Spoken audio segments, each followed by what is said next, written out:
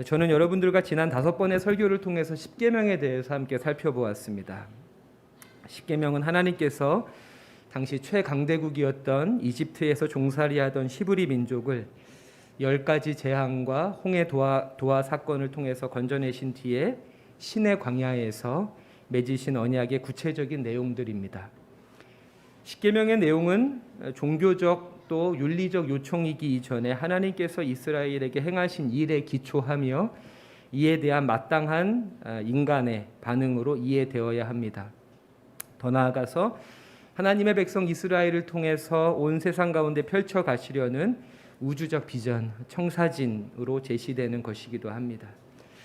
이제 이스라엘은 하나님과의 언약을 성실히 준행함으로 이 세상 가운데 하나님이 살아계시고 자비와 공의로 이 세상을 다스리고 계시며 모든 이들을 생명과 평화로 인도하고 계심을 드러내야 한다는 것이 이 언약의 궁극적인 목적입니다. 이러한 하나님의 기대를 잔뜩 안고 가나안에 진입한 이스라엘은 하나님의 능력과 모세를 계승한 새 지도자 여호수아의 지휘 아래 요단강을 마른 땅처럼 건너게 됩니다.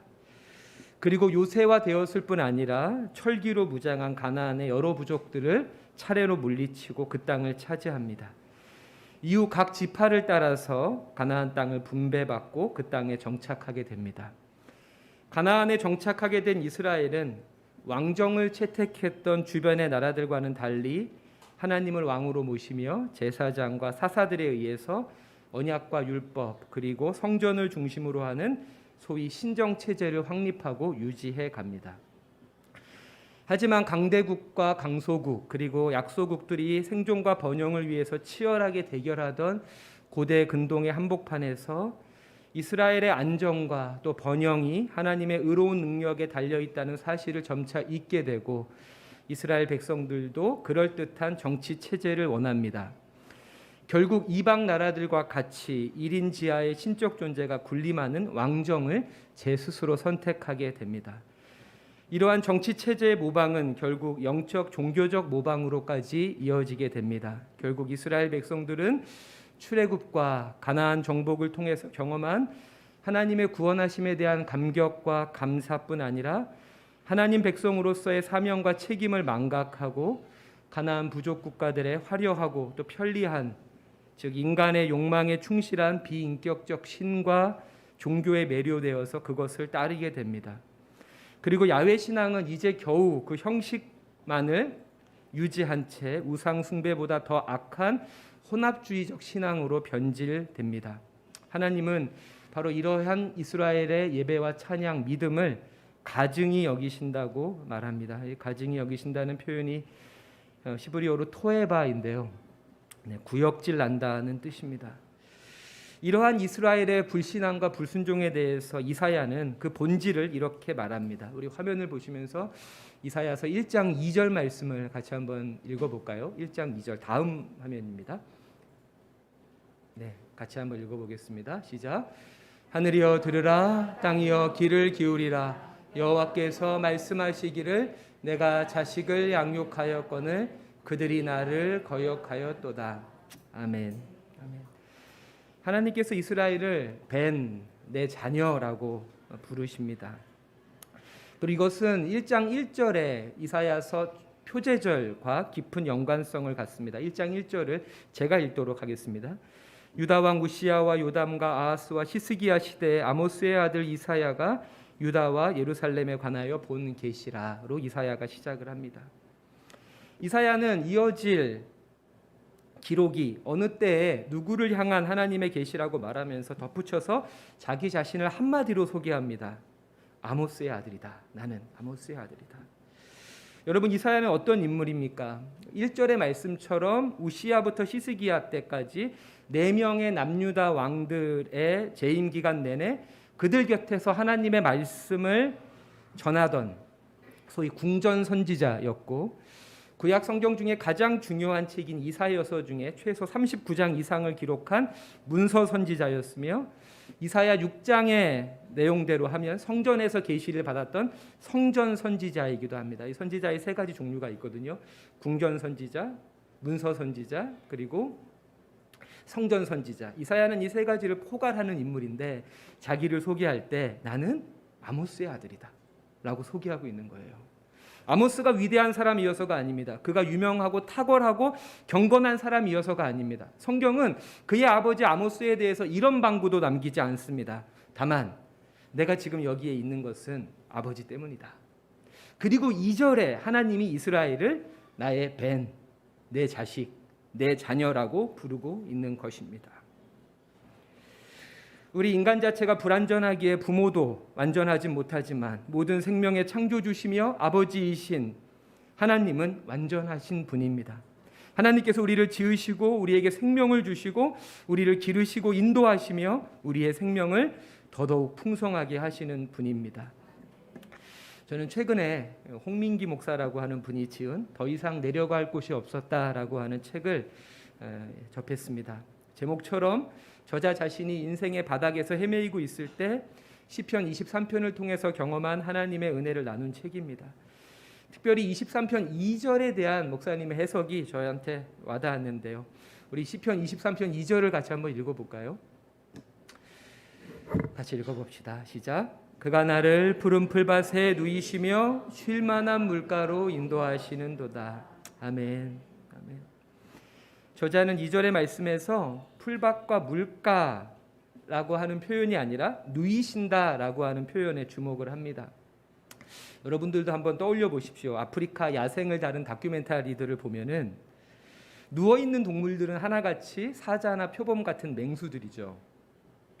그리고 반대로 양이나 이런 초식 동물들이 누워 있는 것을 다큐멘터리에서 본 적이 거의 없을 겁니다. 그랬다가는 결말이 뻔하겠죠. 미국의 필립 켈러라고 하는 목사님은 이 시편 23편 2절을 읽으면서 양이 어떻게 눕지라는 이 호기심 때문에 이스라엘에 가서 8년 동안 목자 생활을 직접 해봤다고 합니다. 그러면서 양과 목자라고 하는 목자의 시선에서 본 시편 23편이라는 책을 기록하고 그 책에 이렇게 말합니다. 양이 눕는 것은 완벽하게 모든 것이 해결될 때만 가능하다라고 결론을 내리죠.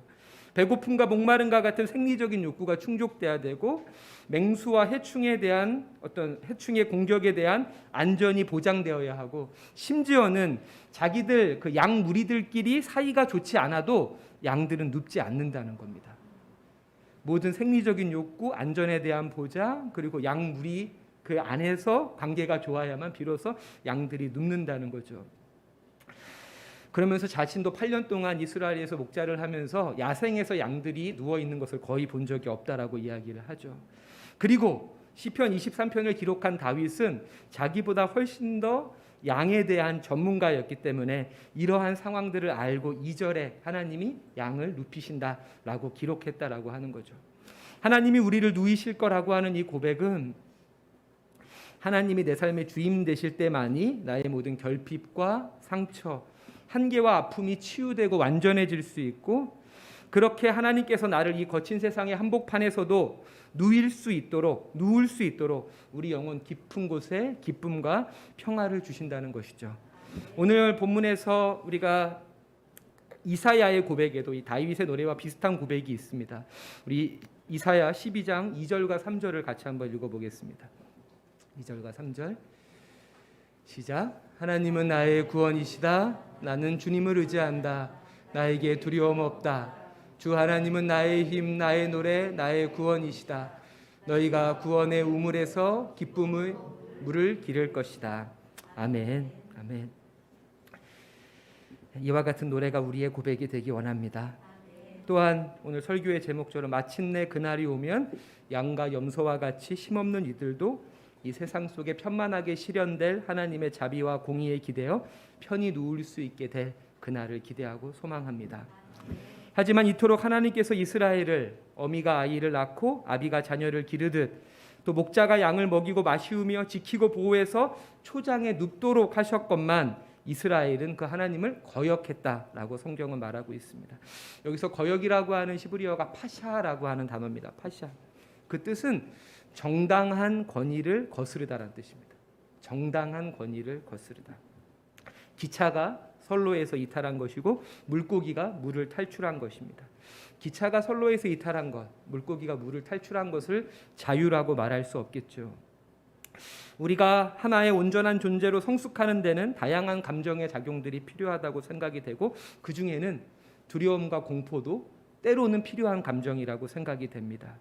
물론 너무 이른 시기에 눈앞의 목적을 달성하기 위해서 이 감정을 악용해서는 안 되겠지만, 그런 것이 아니라면 정당한 권위, 참된 가치, 이를 아우르는 초월적 존재에 대한 두려움과 경외심은 반드시 필요한 것입니다. 아무리 개인의 자유와 개성이 중요한 시대가 되었다 하더라도 그럴수록 의로우신 또 선하신 하나님에 대한 두려움과 경외심을 가지고 살아야 합니다.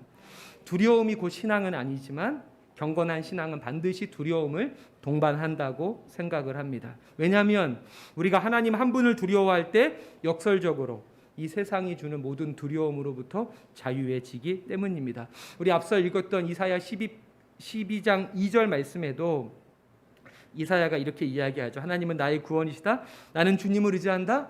나에게 두려움 없다. 우리가 하나님을 두려워할 때 세상을 두려워하지 않게 되고, 반대로 하나님 한 분을 두려워하지 않을 때 이 세상의 모든 것을 두려워하게 된다라고 하는 것이죠. 그래서 이사야는 우리들에게 이렇게 이야기합니다. 8장 13절, 이사야 8장 13절 우리 같이 한번 읽도록 하겠습니다. 시작. 너희는 만군의 주 그분만을 거룩하다고 하여라. 그분만이 너희가 두려워할 분이시고 그분만이 너희가 무서워할 분이시다. 아멘. 아멘. 이 하나님에 대한 거역, 이 하나님을 두려워하지 않는 것은 결국 10계명, 5계명부터 10계명을 위배하는, 즉 개인과 사회의 타락, 다른 말로 불의와 폭력으로 이어지게 됩니다. 그렇게 이스라엘은 하나님의 백성의 기쁨과 사명, 그리고 장차 있을 그날의 영광을 내팽개치고 제국과 열국의 발자취를 쫓으며 오직 힘과 세기로만 결정되는 흥망성쇠의 흐름에 이스라엘 민족의 오늘과 내일을 내맡기게 됩니다. 이처럼 오늘 본문이 포함된 이사야서 1장부터 12장은 하나의 큰 단락으로, 그 주제는 하나님을 떠난 유다와 이스라엘의 심판을 선포하고 있는 것입니다. 이스라엘 그 선포된, 선지자를 통해 선포된 하나님의 심판의 이 선언에도 불구하고 이스라엘의 반응은 어떠합니까? 선지자들이 심판을 아무리 선언함에도 불구하고 심판이 실현되지 않자 하나님을 조소합니다. 우리 이사야 5장 19절인데요. 제가 한번 읽도록 하겠습니다. 기껏 한다는 말이 하나님더러 서두르라고 하여라. 그분이 하고자 하시는 일을 빨리 하시라고 하여라. 그래야 우리가 볼 게 아니냐. 계획을 빨리 이루시라고 하여라. 하나님의 자비로 하나님의 심판이 지연됨에도 불구하고 하나님을 조롱하고 조소하는 것입니다. 하나님을 거역하며 그의 계명을 저버린 채 심판 가운데 더 큰 심판을 앞두고 있는 상황에서 자신의 죄악과 잘못을 인정하고 돌아오기는커녕 이 뒤에 이어지는 20절과 21절의 말씀처럼 선한 것을 악하다 하고 그리고 악한 것을 선하다 하면서 자신의 죄악을 합리화하고 의로운 이들을 향해 고리타분하다, 유난을 떤다면서 손가락질하고 비난합니다. 결국 하나님은 이사야 선지자를 통해서 유다와 이스라엘을 향한 심판을 더 크게 외치게 하시고, 앞서 말씀드린 대로 1장부터 12장까지의 이사야의 대부분의 내용은 이스라엘과 유다를 향한 하나님의 분노와 심판의 메시지입니다. 하지만 이러한 하나님의 심판에 거듭된 예고에도 불구하고 하나님께서는 그 조상과 맺은 언약을 파기하지 않으십니다. 이스라엘은 하나님을 신뢰하지 않았고 불순종했지만 하나님은 이스라엘을 향해서 또 온 열방을 향해서 그분의 신실하심을 지키십니다. 구루터기와 같은 남은 자를 찾고 부르십니다. 다만 심판을 통해서 역사의 주인이 누군지를 분명히 밝히고 저들의 희미해진 믿음의 눈을 깨끗하게 씻어서 하나님만 바라보며 그분을 의지하게 하려는 것입니다. 그리고 마침내 이 마지막 단락, 오늘의 본문을 만나게 됩니다. 그것이 4절부터 6절까지만 같이 한번 읽도록 하겠습니다. 이사야 12장 4절부터 6절 같이 읽읍시다. 그날에 너희가 또 말하기를 여호와께 감사하라. 그의 이름을 부르며 그의 행하심을 만국 중에 선포하며 그의 이름이 높다 하라. 여호와를 찬송할 것은 극히 아름다운 일을 하셨음이니 이를 온 땅에 알게 할지어다. 시온의 주민아 소리 높여 부르라. 이스라엘의 거룩하신 이가 너희 중에서 크심이니라 할 것이니라. 아멘. 이사야 선지자는 여호와 하나님께 감사하며 그가 행하신 일을 만국 중에 선포하라고 말합니다.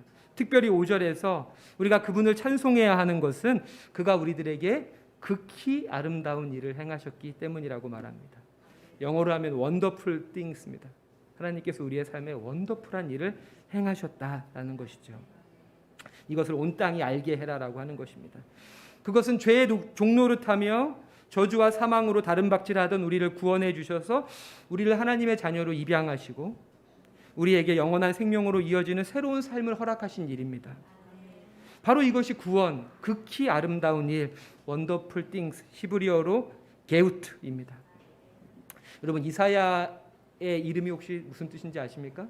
하나님께서 구원을 베푸셨다는 뜻입니다. 하나님께서 구원을 베푸셨다.